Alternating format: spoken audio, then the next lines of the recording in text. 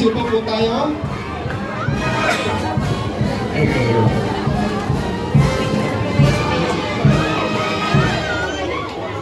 Magandang umaga sa ating lahat. Mga nasa likod, okay lang po kayo? Vice Mayor Dodot, mga konsyal, pasensya na po, medyo nahuli ako.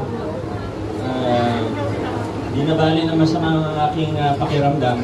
Hindi dumaan pa ako ng opisina bago pumunta dito. Yung mga kinuha lang po akong papeles na ipapakita ko po sa inyo. Pero bago po yun, syempre masaya po tayo dahil meron po tayo bagong inauguration para sa drainage system ng Caimito Street. Ito sa Napico, Barangay Manggahan. Hindi ko alam kung nabanggit na po kanina, ito po ay nasa halagang 2.8 million lamang. Magandang ang presyo para sa haba, para sa lalim at sa kalidad po niya.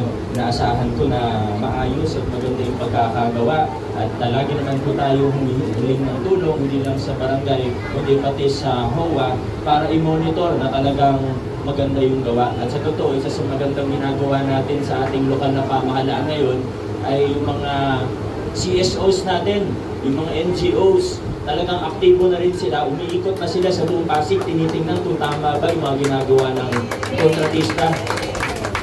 At hinihikayat ko po ang ating engineering department at iba pang mga opisina na may mga proyekto sa ating lungsod na huwag tingnan ng CSO, NGO bilang kaaway o maghahanap ng mali.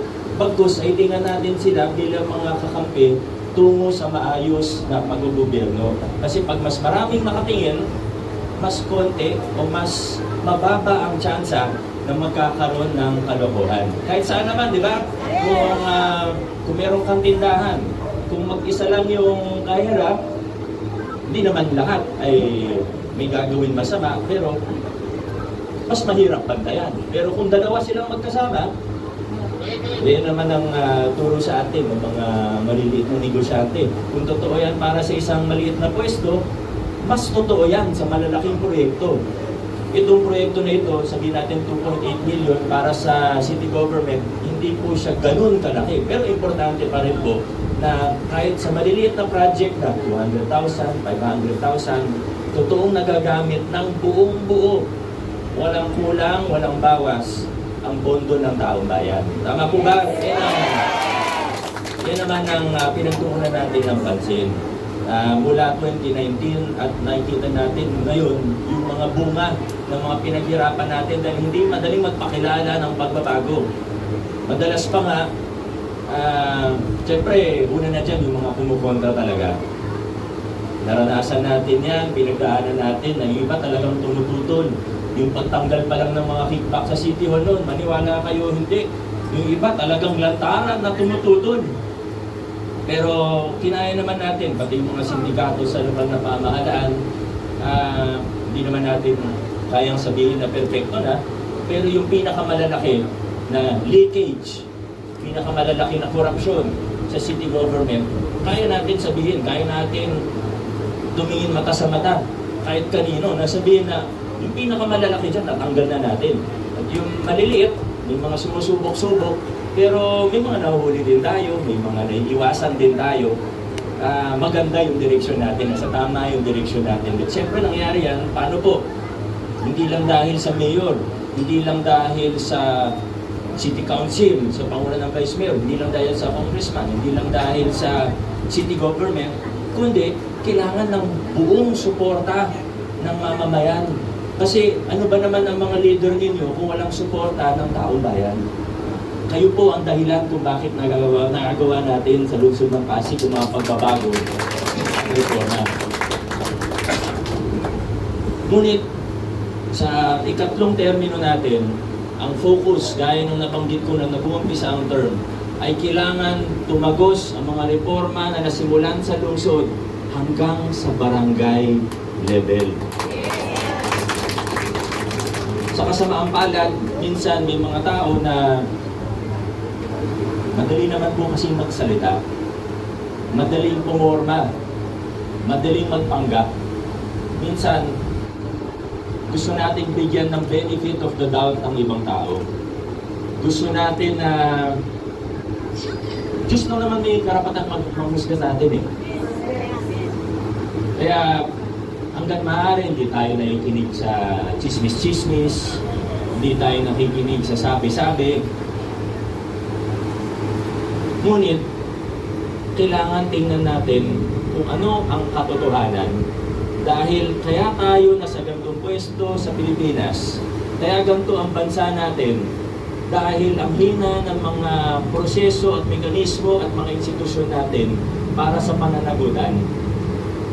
Ang nangyayari sa atin, pinababalitaan tayo, may ghost project sa nasyonal, may ganyan, may nabalita. Di ba, nakikita natin, flood control scam, flood control scandal, bilyon-bilyon, trilyon-trilyon, napupunta sa korupsyon. Pero pagkatapos natin magalit ng ilang araw, ilang buwan, ano nangyayari? At ang mas masakit pa, pagkakilala natin o kaibigan natin, pag nakatulong sa atin, ayaw nating galawin. Ano mangyayari sa tayo pupulutin? Paulit-ulit na mangyayari sa ating lipunan, sa ating gobyerno. Kung laging, ay, naku, kakampi ko yan. Pikit na lang muna ako. Magbubulag-bulagan na lang muna ako kasi nakatulong sa akin yan nun eh. Sa tayo pupulutin bilang isang bansa? Huwag natin isipin yung sarili lamang natin. Isipin natin ang kinabukasan ng Manggahan, kinabukasan ng Napigo, kinabukasan ng Pasig, kinabukasan ng Pilipinas ang pinag-uusapan natin. Kailangan maputol na yung masasamang kalakaran na alam naman natin ay dekada-dekada nang nangyayari mula nasyonal hanggang barangay. Kailangan maputol na gawin natin ang part natin. Alam ko sa puntong ngayon, sa puntong ito, sa kasaysayan natin, marami sa atin ay napaka-frustrated. Lalo na yung mga mahilig manood ng news. Very frustrating. At minsan powerless tayo, minsan sa totoo wala naman tayo magawa.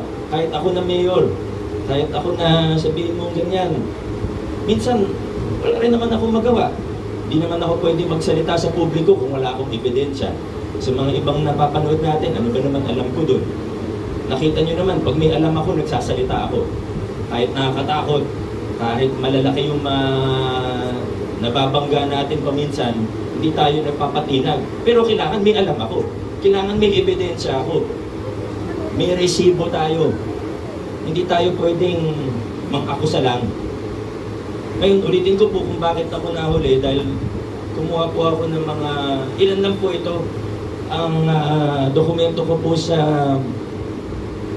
opisina patungkol sa Barangay Manggahan, siguro hanggang tuhod na. Ganun po kadami na yung nakalap natin na ebidensya. Ikinalulungkot ko po ito. Hindi ko kinatutuwa. Marami sa involved, kaibigan ko. Kung pwede lang, sana hindi ko na lang nakita. Kaso ito na to. Hindi tayo pwede magbulag-bulagan. At kaya ako po gustong banggitin ngayong umaga na ito, kukunin ko na yung pagkakataon, dalawang bagay po. Una,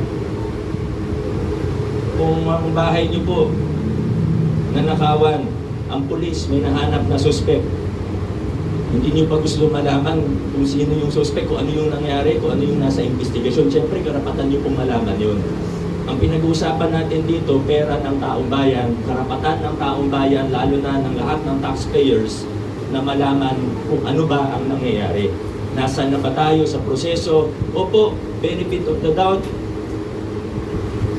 May innocence until proven guilty. Susunod tayo sa tamang proseso.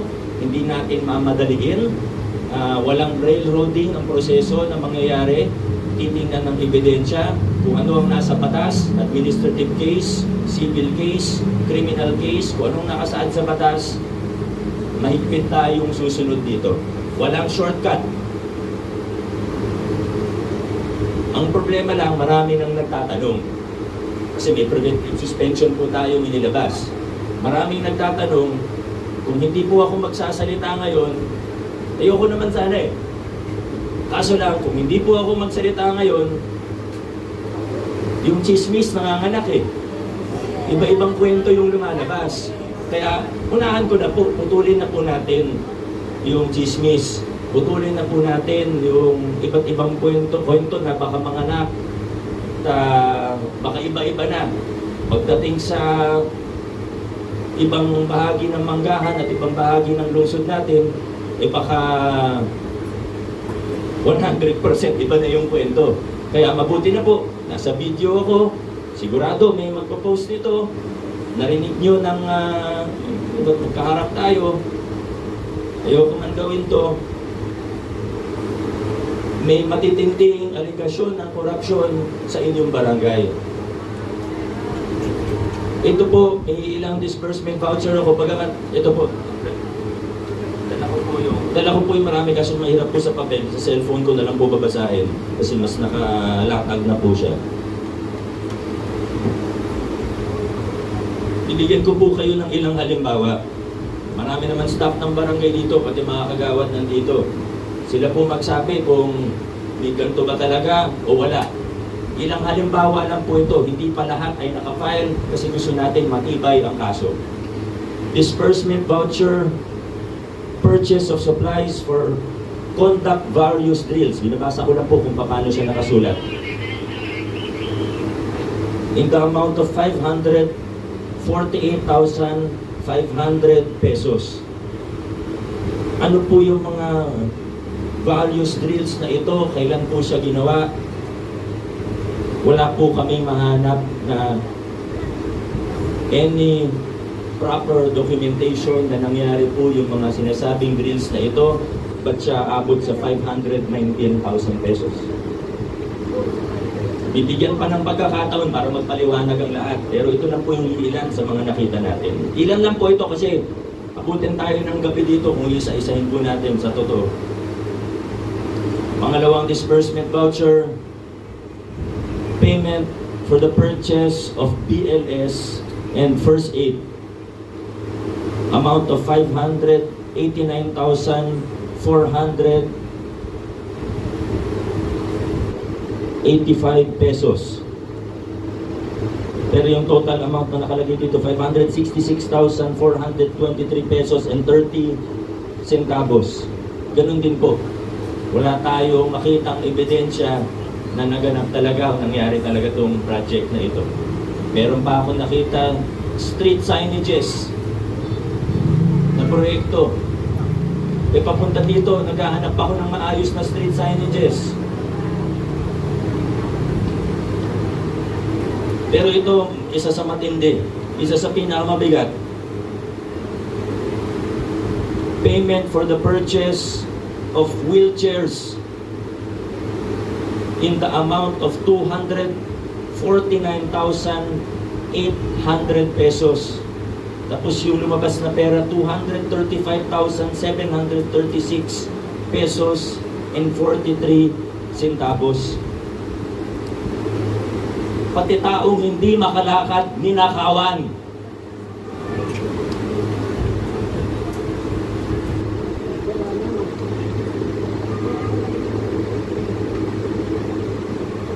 Meron po ba dito kahit isang barangay staff o kagawad na magsasabi na may dumating na wheelchair kahit ilang piraso na galing sa pondo ng barangay, hindi yung donated ng konsehala,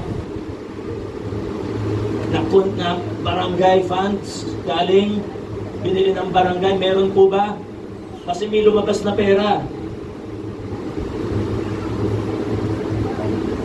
Persons with disabilities ang ninakawan. Tapos mababalitaan mo, hanggang Meralco bill, hanggang Manila water bill, hanggang renta ng bahay, kinukuha sa pondo ng barangay.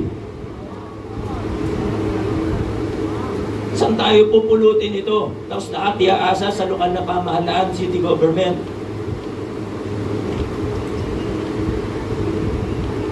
Mga kaibigan, ito po ang nangyayari sa atin. Kaya pasensya na po. Ako na po ang hihingi ng pasensya sa inyo.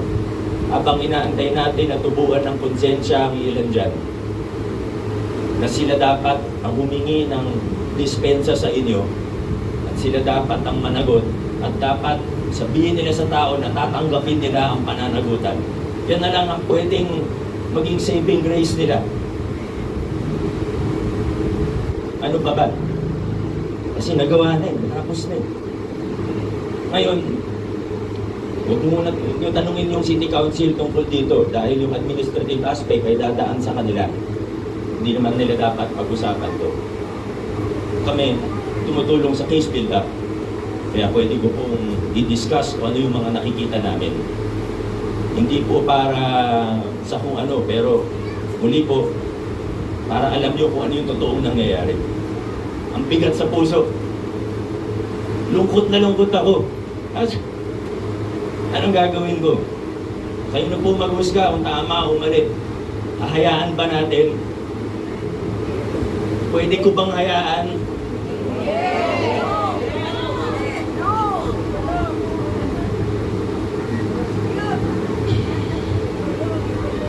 Marami pa po ito. So ayaw ko na po kunin ng mahabang oras ninyo. Dadaan natin sa tamang proseso.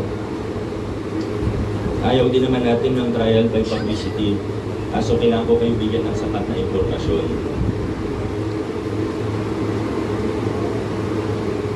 Mahirap lang. Yung iba kasi sila na yung may ginawang masama. Sila pa yung magpapaawa.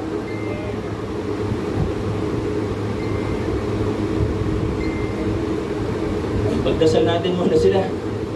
Diba? Lumakas ang kanilang pangangatawan, pero ang mas importante, tubuan sana ng konsensya. Pagdasal po natin yung magkaroon ng konsensya.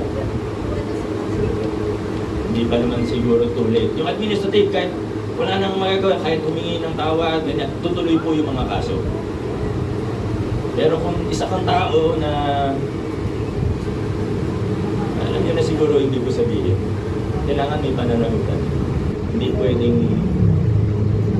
papaawa ka lang ng konti tapos na wala na. Hindi yung susunod na uupo, lalong lalakas ang loob. Sabi, wala naman palang mangyayari pag nagnakaw ako ng milyon eh. Ulit-ulit na mangyayari sa atin. Eh, ang dami-dami palang pwedeng gawin ng Barangay Manggahan. Ang laki, magkano ang annual budget ng Barangay Manggahan ngayon? 130 million pesos ang budget ng barangay.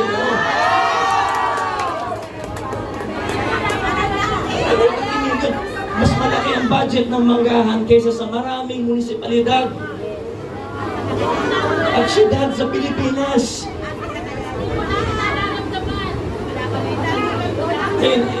Mahirap magpatakbo ng barangay kasi kalahati niyan personal services pa lang. Kasi kailangan din ng PSF, maraming. Pero huwag naman sana ghost employee na wala naman ginagawa sa barangay. Huwag naman sana na malaking bahagi ng pondo ay ginagamit para sa politika. Ibig sabihin, pagkaibigan na alagaan, kailangan putulin na natin yung ganyang klaseng kalakaran at sistema. Kailangan pantay-pantay ang tingin sa atin. Hindi pwedeng pagkakampi ka o kung kalaban ka, parang tumahimik ka o para lumipat ka na, aalagaan ka, para pag nagkagulo, may taga-depensa ka sasabihin, ay, hindi napakabait niyan kasi laging tumutulong yan sa akin. Puti kong pera niya yung pinantutulong.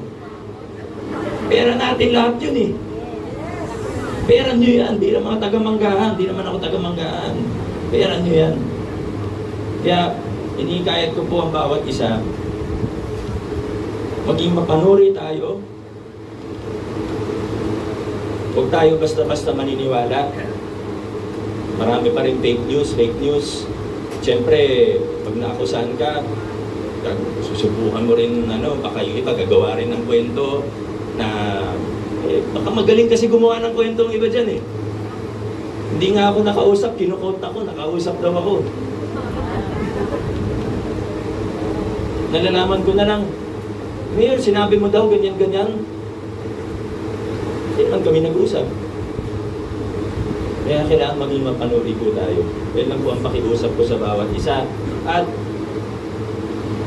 kailangan baguhin na natin ang mindset natin kung paano natin tinitingnan ng mga politiko at ang ating gobyerno. Ang sukatan po ng pagiging public official mula sa barangay hanggang sa nasyonal ay kung nagagampanan ba ang trabaho ng maayos at ng mahusay at ng may katapatan. Hindi pwede yung kasi mabait. Kasi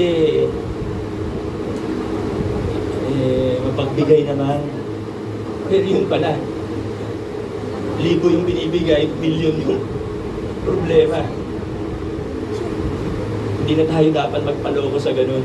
Kailangan tingnan natin yung kalidad ng serbisyo, yung katapatan ng serbisyo, yung kahusayan sa serbisyo. At kung mababago po natin kung paano tayo nag-iisip at kung paano natin tinitingnan ang ating mga politiko at ang ating gobyerno, dyan na po unti-unti. At kung susuportahan natin ng call para sa pananagutan ng mga nagkakamali at nagnanakaw na government officials, kaibigan man natin sila, kamag-anak man natin sila, naging kakampi man natin sila, para sa taong bayan, para sa kinabukasan natin, kung mababago natin yung mindset na yan, dyan na po tayo unti-unti at tunay na asenso bilang isang bayan. Maraming salamat po. Pasensya na po sa maniwala kayo at hindi, ayokong gawin ito. Kaso sa aking pananaw at pakiramdam, wala po akong choice. Maraming salamat po sa inyong suporta. Maraming salamat, Mayor Vico Soto.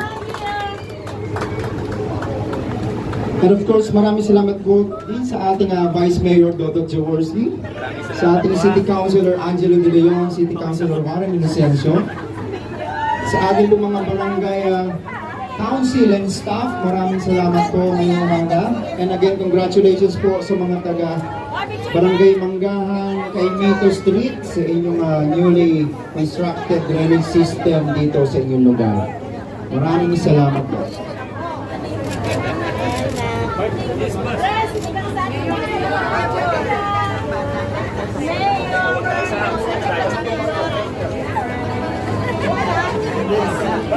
Wala,